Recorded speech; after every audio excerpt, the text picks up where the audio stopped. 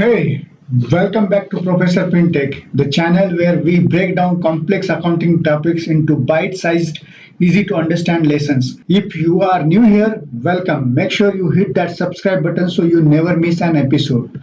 In our last video, we covered the trial balance, that master list of all your accounts balances. And if you haven't seen it yet, go check it out after this one. I have got the link in the description. Today, we are tackling something even more exciting. We are going to learn about two of the most powerful documents in all of accounting, the income statement and the balance sheet. These are the reports that banks look at before giving you a loan. The reports investors study before putting money into your company.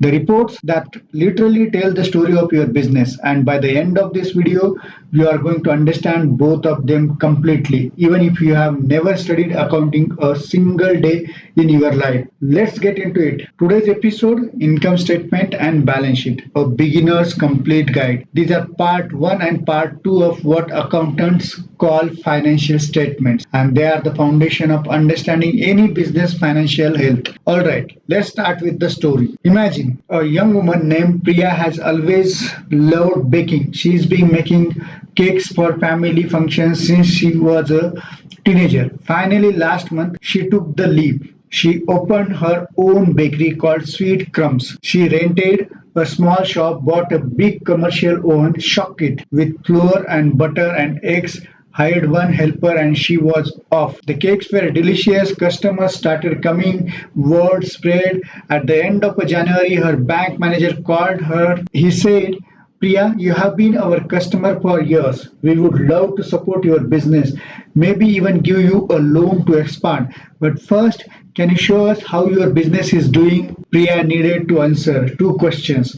Question 1, did Sweet Crumbs make money this month? Question 2, what does Sweet Crumbs own and what does it owe? And to answer those two questions, she needed two documents.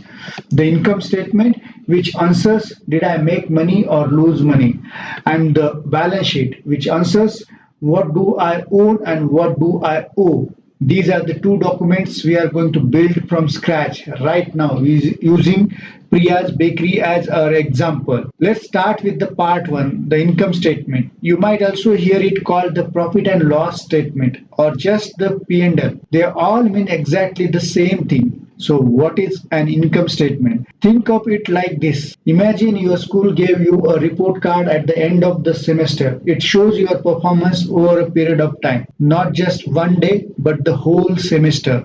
The income statement is your business report card. It covers a period of time, usually a month, a quarter, or a full year, and it answers one simple question. Did we make money or did we lose money? It shows how much money came in, your revenue, how much money went out, your expenses, and what's left over, your net profit or net loss if you spent more than you earn. Simple concepts, powerful document. Let's build Priya's income statement for January 2024 step by step. Here's the structure of the income statement. 5 key lines following from top to bottom. Step 1, revenue. This is the very top line. Revenue means all the money Sweet Crumbs brought in from selling cakes and pastries in January. Priya's total revenue was $150,000, 1,50,000 rupees. That's the total customers paid her. Every cake sold, every pastry, every catering order, all added up. Step 2, cost of goods sold or COGS. Now here's where we start subtracting. COGS is the direct cost of making what you sold. For Priya, that's the flour, butter, eggs, sugar, packaging, everything that directly went into making those cakes. Priya's COGS was $60,000. Step 3, gross profit. Revenue minus COGS gives us gross profit. This is how much Priya made before accounting for her other business cost. $150,000 minus $60,000 equals 90,000 gross profit. Excellent so far, but we are not done. Step 4, operating expenses. These are the indirect costs of running the business. Things like shop rent, electricity bill, staff salary, delivery charges, marketing costs. These don't go directly into the product, but you still have to pay them to keep the business running. Priya's operating expenses $40,000. Step 5, net profit. This is the most important line. It's called the bottom line or for a reason. It's literally at the bottom. Net profit equals gross profit minus operating expenses. $90,000 minus 40,000 equal 50,000. Sweet Crumbs made a net profit of 50,000 rupees in January. This is the number Priya can show the bank. This is the number investors care about. This is the answer to did we make money?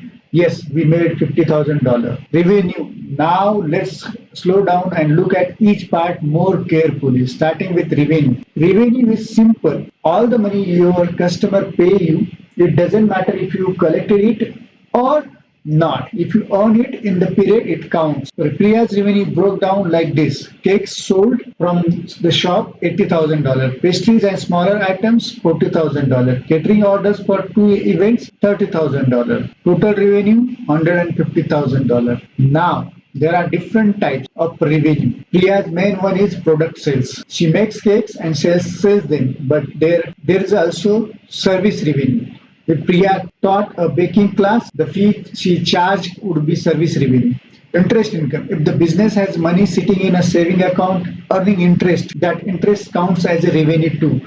And the other income, like if Priya sublet part of her kitchen to another food business on weekends. The key things to remember is this: revenue is the starting point. It's the total inflow before any cost come out. Now let's talk about expenses, because this is where a lot of beginners get confused. There are two main types of expenses on an income statement. The type 1, cost of goods sold, COGS. These are expenses directly tied to making your product. If Priya didn't bake any cakes this month, she wouldn't have any COGS. They vary with production. For sweet crumbs, raw ingredients, flour, butter, eggs, the actual baking stuff, packaging, cake boxes, ribbons, direct labor to bake the product.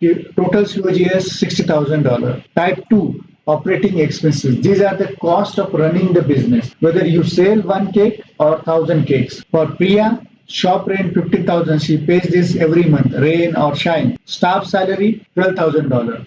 Electricity and water $5,000. Marketing and delivery $8,000. Total operating expenses $40,000. And now the final calculation, the one that matters most. Net profit is equal to revenue minus COGS minus operating expenses. Revenue $150,000 minus $60,000 minus $40,000 is 50,000. Net, that $50,000 is what Priya's bakery actually earn.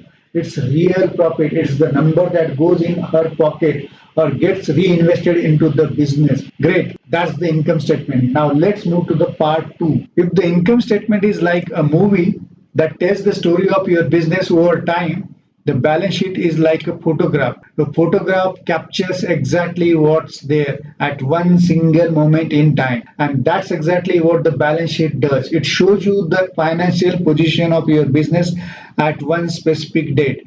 For Priya, that date is January 31st, 2024. The balance sheet answers a different question than the income statement. While the income statement asks, did we make money? The balance sheet asks, what does this business own and how was all of it paid for? And here's the most important concept in all accounting, the one rule that everything else is built on. Assets is equal to liability plus equity. Say it with me, assets equals liability plus equity. We are going to unpack exactly what each of these means, but remember this equation because it always has to be true, always, no exceptions. Let's start with the assets, the left side of the balance sheet. An asset is anything your business owns that has value, simple as that. Assets are pillar into two categories. Category 1, current assets. These are assets you can convert to cash with 1 year. They are your liquid assets. They flow quickly. For Priya's bakery, cash in hand, $20,000. That's the literal money in the register and bank account. Accounts receivable, $15,000. Remember that corporate office that ordered 50 cakes for their team event. They haven't paid yet, but Priya has already delivered. She's owed that money, so it's an asset.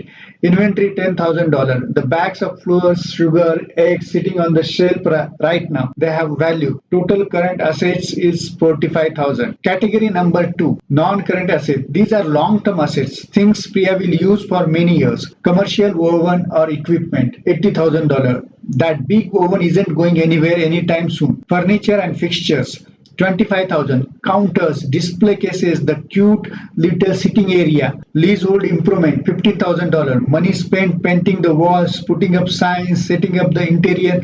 All that adds value to the space. Total non-current assets is $1,20,000. That is $120,000. And add them together. Total assets is equal to 45,000 plus 120,000, which is equal to 165,000. Priya's business controls 1,65,000 dollar worth of assets. But how did she get all of this? Where did the money to buy all of it come from? That's what the right side of the balance sheet tells us. The right side of the balance sheet shows us two things: liabilities and equity.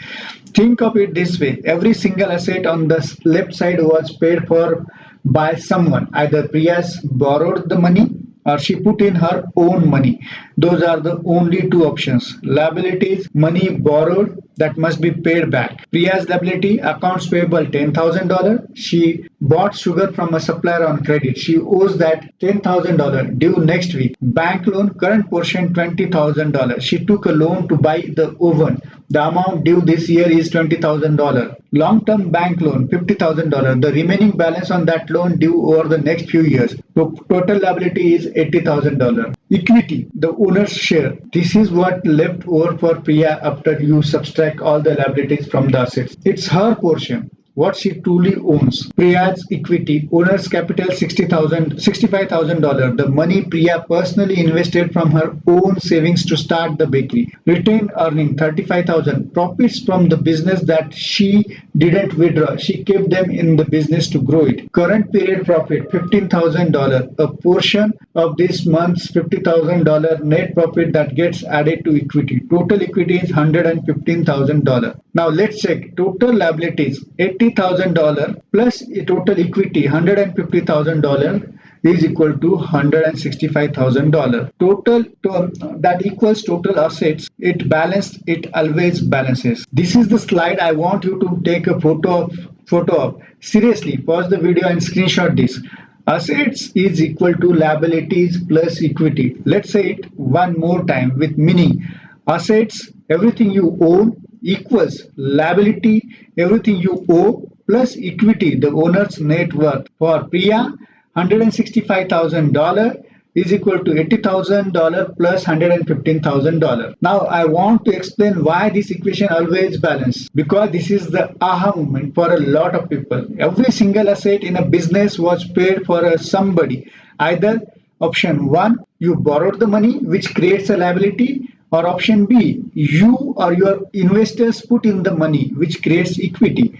There is no third option.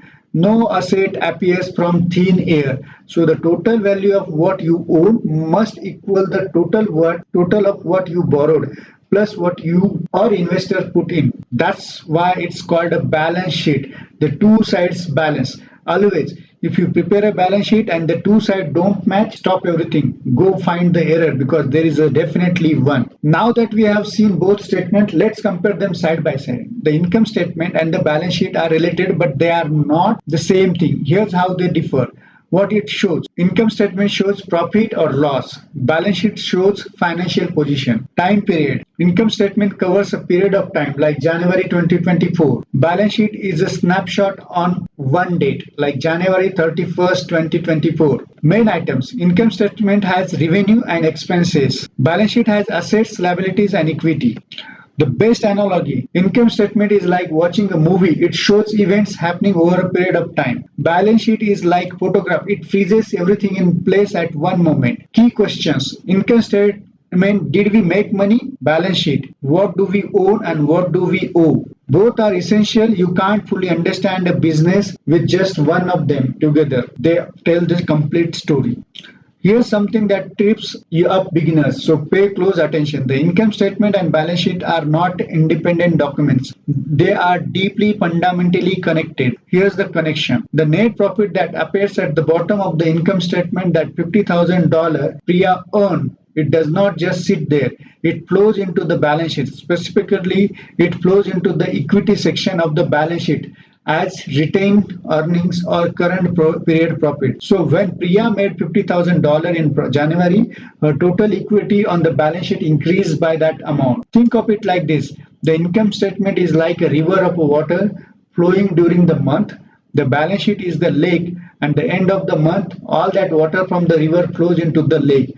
The lake is balance sheet shows you how much water you have accumulated over time. The river income statement shows you how fast the water was flowing in this month. You need both to understand the full picture. So who actually uses these statements and why? Great question. Let's look at 4 real world scenarios.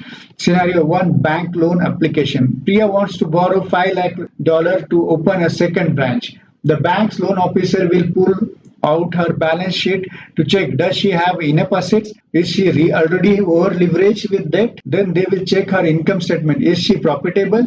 Does she earn enough to make loan repayments? Both statements together tell the bank whether Priya is safe bet or not. Scenario 2, investor's speech. An investor is considering buying 20% of sweet crumbs. She will analyze the income statement to see, is this business growing? Are the margins healthy? Is it profitable? Then the balance sheet. How much debt does the business carry? What is the net worth? Without both, she can't make an informed decision. Scenario 3, tax filing. When Priya files her income tax return, the government uses her income statement to calculate taxable profit. The balance sheet helps verify the value of assets and legitimate deductions. Scenario 4, internal business decision. Should Priya buy a second oven? She looks at the balance sheet. Do I have the cash? Do I have enough equity? She checks the income statement. Am I profitable enough to take on additional debt? The numbers guide the decision. Alright, let's bring it all together in this video. You learn. 1. The income statement shows whether your business made a profit or loss over a period of time. The formula is revenue minus expenses equals net profit. Number 2, the balance sheet shows your financial position at a single point in time. It follows the golden rule. Assets equal liabilities plus equity. Number 3, COGS are your direct cost of making the product. Operating expenses are the indirect cost of running the business. Both reduce your profit. Number 4, assets are what you own. Liabilities are what you owe. Equity is the owner's share. What's left after paying off all debts? Number 5. Net profit from the income statement flows into equity on the balance sheet. They are not separate, they are deeply connected. If you understood even 80% of what we covered today, you are already ahead of most people when it comes to reading financial statement. And with practice, you will be reading like a pro. If this video helped you, please give it a thumbs up. It genuinely helps this channel grow and reach more people who are trying to learn accounting. Drop a comment below and tell me what part was the most confusing before and does it make sense now? I read every comment, and if you want to go deeper, subscribe and turn on notification. New episodes every week. Until next time, keep learning, keep growing, and remember, accounting isn't about numbers, it's about understanding your business. See you in the next video.